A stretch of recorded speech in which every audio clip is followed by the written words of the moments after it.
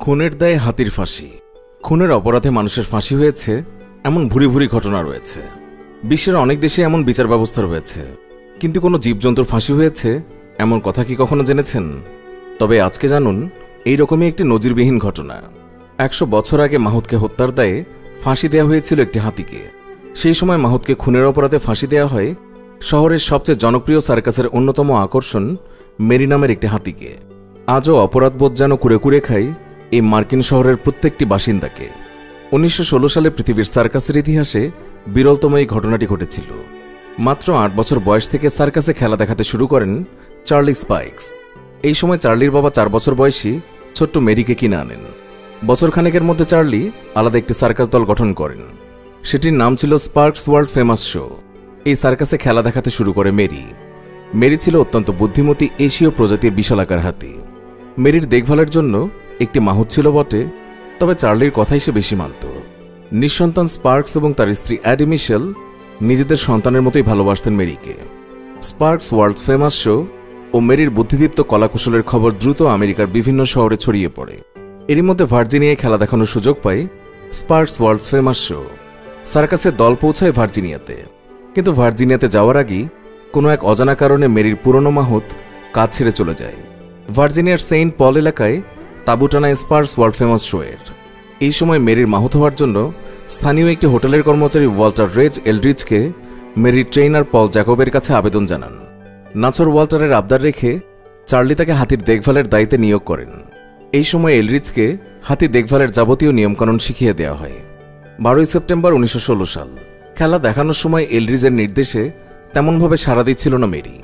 বিপাকে পড়ে মেরির মাথায় রডের খোঁচা দিয়ে তাকে বাগে আনার মরিয়া চেষ্টা চালায় এলড্রিজ, আর এতেই মেজাজ হারায় মেরি। এলড্রিজকে সুরে পেঁচিয়ে মাটিতে আছাড় মারে মেরি। পা দিয়ে পিষে দেয় এলড্রিজের মাথা। ঘটনাস্থলেই মৃত্যু হয় এলড্রিজের। আতঙ্কে সার্কাসের তাঁবু ছেড়ে পালিয়ে যান দর্শকরা। ইতিমধ্যেই এই নিয়ে পত্রপত্রিকায় লেখালেখিও শুরু হয়ে গেল। এই ঘটনায় মেরিকে জনতা খুনি মেরি নাম দিল এবং এও প্রচার করল যে এই হাতিটি প্রতিনিয়তই মানুষ খুন করে। জনতা ফুঁসে উঠল আক্রোশে। এদিকে চার্লি স্পার্কস পড়লেন বিপাকে। যাদের কাছে বোঝাতে গেলেন যে দোষ ম্যারির নয় বরং রেডের, তারাই চার্লিকে ম্যারির শাস্তির অনুযোগ করলেন এবং সাথে এও বলে দিলেন যে ম্যারিকে জনসম্মুখে শাস্তি না দিলে এই টেনেসি শহর থেকে তারা বের হতে পারবে না। এমনকি স্থানীয় পুলিশও এই বিষয়ে নিশ্চুপতা অবলম্বন করল। চার্লি সবাইকে বোঝানোর চেষ্টা করল যে সেই দিনের ঘটনার দোষ মেরির নয়, এলড্রিজের। কিন্তু চার্লির কথা তখন কেউই শুনতে রাজি হয়নি। শহরের বেশিরভাগ মানুষ একজোটে মেরিকে মৃত্যুদণ্ড দেওয়ার সিদ্ধান্তে অবিচল রইলেন। প্রথমে বলা হলো খাবারের সঙ্গে সায়ানাইড মিশিয়ে মারা হোক, কিন্তু চার্লি জানালেন খাবারটা নষ্ট কিনা সেটি পরীক্ষা করার ক্ষমতা মেরির নিজেরই রয়েছে।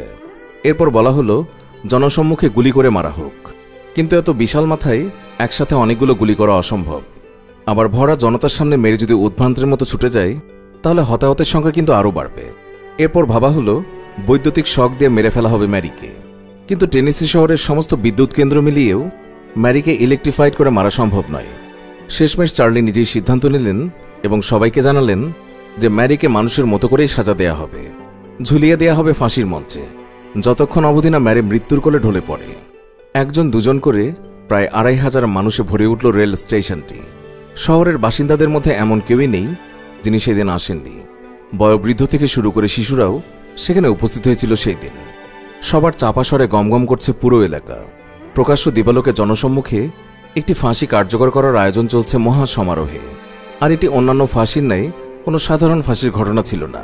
তার জন্যই টেনেসি শহরের দূর দূরান্ত থেকে মানুষ নিজের কর্মব্যস্ততা ভুলে চলে এসেছিল ইতিহাসের সাক্ষী হতে। মানবতা সেদিন ম্যারি নামক এক হাতির মৃত্যুদণ্ড কার্যকর করেছিল ফাঁসির মঞ্চ সাজিয়ে।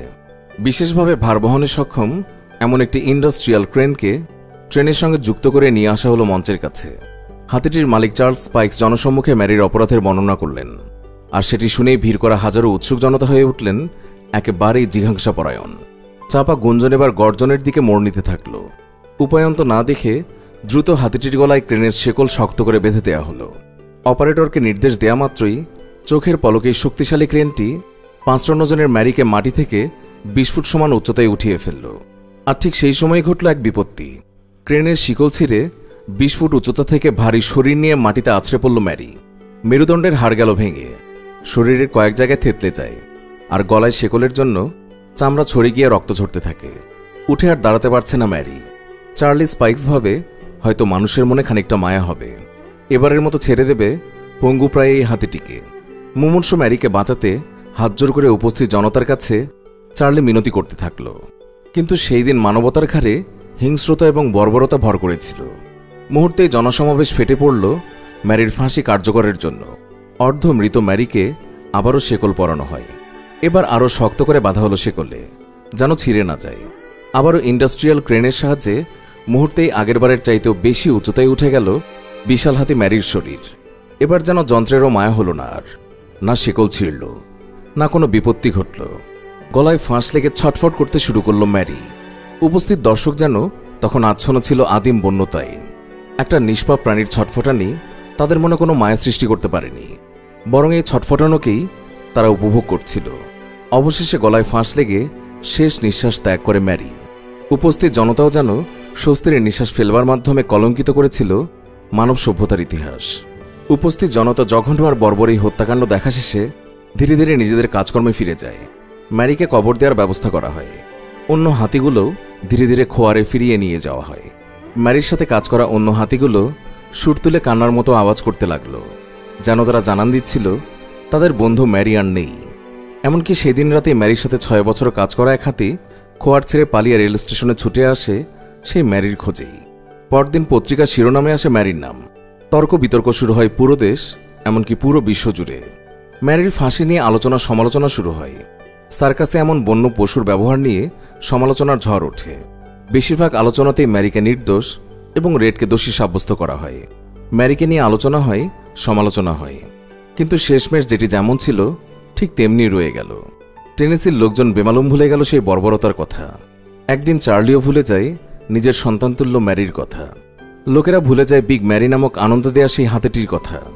দ্য স্পার্কস ওয়ার্ল্ড ফেমাস শোর নতুন গন্তব্যের উদ্দেশ্যে রওনা করে, আর ম্যারি রয়ে যায় গুটি কয়েক মানুষের মুখে আর লেখায় ইতিহাস হয়ে ইতিহাসের পাতায়। প্রিয় দর্শক, এই ছিল আমাদের আজকের ভিডিও।